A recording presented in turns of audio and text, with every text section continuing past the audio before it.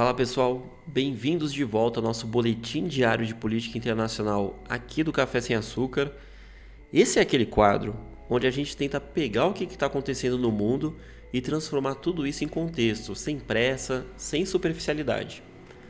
E ontem a gente falou de um tema que ajuda muito a entender o vídeo de hoje: as origens da relação entre Rússia e Ucrânia.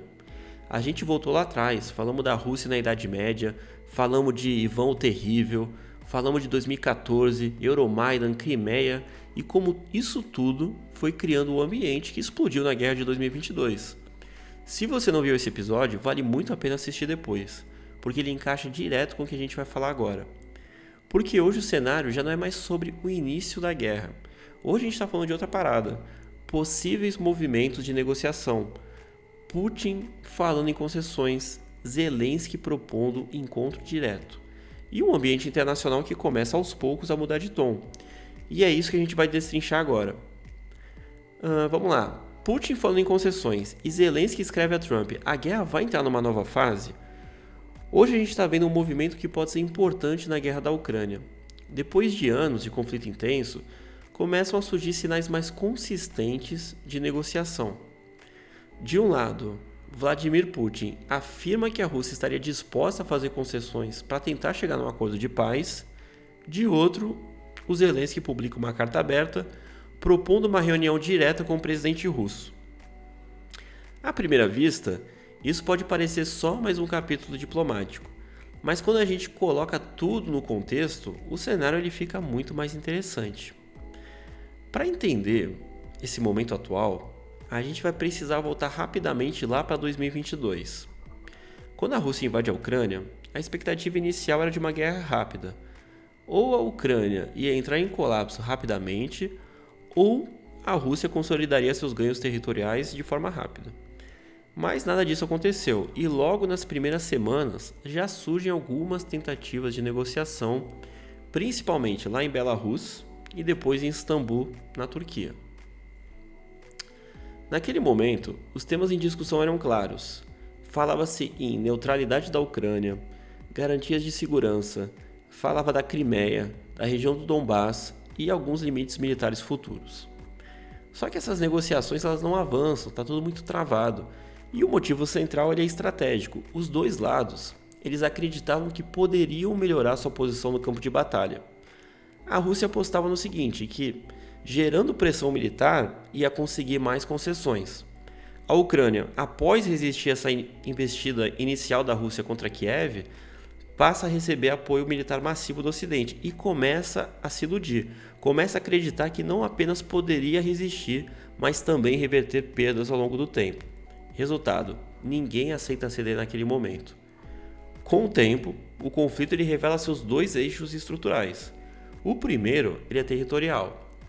A Rússia ela passa a incorporar regiões como Crimeia, Donetsk, Lugansk, Kherson, Zaporizhia. Para Moscou, isso agora faz parte do território russo. Para a Ucrânia, continua sendo uma ocupação ilegal. E aqui que está o ponto central. Reconhecer isso para Kiev seria como legitimar uma invasão, enquanto devolver esses territórios todos para a Ucrânia, para Moscou seria como aceitar uma derrota estratégica profunda. O segundo eixo estrutural ele é a OTAN. A Rússia enxerga a expansão da aliança como uma ameaça direta à sua segurança. A Ucrânia vê a OTAN como única garantia real contra novas invasões. E isso trava qualquer solução estrutural de longo prazo. Existe ainda um terceiro fator. Talvez ele seja menos visível, mas ele com certeza é decisivo, que é a falta de confiança. Aqueles acordos de Minsk que foram assinados em 2014 e 2015, eles deveriam estabilizar o conflito lá na região do Donbass. Mas na prática, eles foram vistos pelos dois lados como fracassados. Cada parte acusa a outra de não cumprir os termos, e isso cria um efeito duradouro. Qualquer nova negociação já vai começar com aquela desconfiança estrutural. Com o tempo, a guerra ela deixa de ser de movimento e passa a ser uma guerra de desgaste, e isso muda completamente a lógica estratégica. Porque em guerras de desgaste, não vence quem avança mais, vence quem consegue sustentar o conflito por mais tempo. Ou, em muitos casos, ninguém vence de forma decisiva. Aí você pega aquele período entre 2023 e 2024, ainda havia alguma expectativa de virada. A Ucrânia tentou algumas contraofensivas, a Rússia avançou em alguns setores e o Ocidente manteve o suporte militar e financeiro. Mas o resultado final foi um impasse.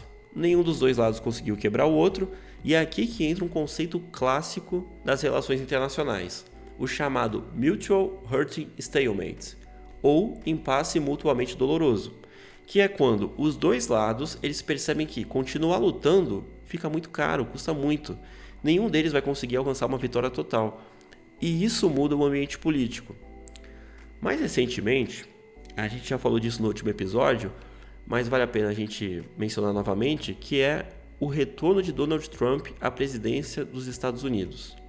O Trump ele passa a defender com mais força uma solução negociada, mais pressão por acordo, menos foco em prolongamento da guerra.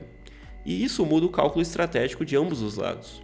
Porque os Estados Unidos continuam sendo o principal suporte militar e político da Ucrânia, e é nesse contexto que surge essa carta do Zelensky. E aqui tem um ponto muito importante. Essa carta do Zelensky ela é muito mais estratégica do que parece. Na carta ele propõe o seguinte: propõe um encontro direto com Putin, propõe um cessar-fogo durante as negociações, uma troca total de prisioneiros, retorno de civis deportados e devolução das crianças ucranianas que foram levadas para a Rússia. Mas o ponto central não é só o conteúdo da carta, é o público a que se destina. Essa carta não é apenas para o Putin, ela é também para o Donald Trump. Essa carta ela é endereçada para a opinião pública internacional e também para as elites russas, especialmente porque essa carta ela surge durante o Fórum Econômico de São Petersburgo, ou seja, ela também conversa diretamente com empresários, conversa com tecnocratas e setores do establishment russo. A mensagem implícita ela é clara, a Ucrânia está aberta à negociação, e se a guerra continuar, a responsabilidade não recai sobre Kiev. Logo depois, o Putin afirma que a Rússia também está disposta a fazer concessões. E isso é relevante não pelo conteúdo em si, mas pelo tom que é utilizado. Porque ao longo dessa guerra toda, o discurso todo que utilizado foi majoritariamente militar. Agora começa a aparecer uma linguagem diplomática mais explícita, ainda distante de um acordo, mas diferente do padrão anterior. Conclusão disso tudo, estamos perto da paz? E a resposta curta é não. Não, na minha opinião, claro, não é a paz próxima, pelo menos não de forma simples ou imediata. Mas também já não é mais aquele cenário travado em que ninguém sequer falava em negociação. O que a gente começa a ver agora é um ambiente onde, pela primeira vez em muito tempo, a diplomacia volta a aparecer no centro da mesa. Evidentemente, ainda existem obstáculos enormes. Ainda tem questões territoriais, tem OTAN, tem sanções, garantias de segurança e principalmente a falta total de confiança entre os dois lados. Nada disso desapareceu. Mas existe um ponto importante. Quando nenhum lado acredita mais em vitória total, a guerra muda de fase. E é exatamente isso que pode estar começando a acontecer agora. Vamos acompanhar isso de perto nos próximos dias, porque qualquer movimento aqui pode mudar bastante o rumo do conflito. E meu amigo, se você já chegou até aqui, você já sabe. Se inscreve aqui no canal, porque esse é o boletim diário de política internacional aqui do Café Sem Açúcar. A gente aqui está trazendo esse tipo de análise todos os dias, sempre tentando ir além das manchetes. Deixa o like no vídeo, isso está ajudando muito a gente a crescer, e comenta aqui embaixo no chat, né, o que você está achando dessa história toda. Isso aqui é começo da paz, ou na sua opinião só é mais uma rodada de negociação que não vai dar em nada? Meus amigos, a gente se vê no próximo episódio e até a próxima.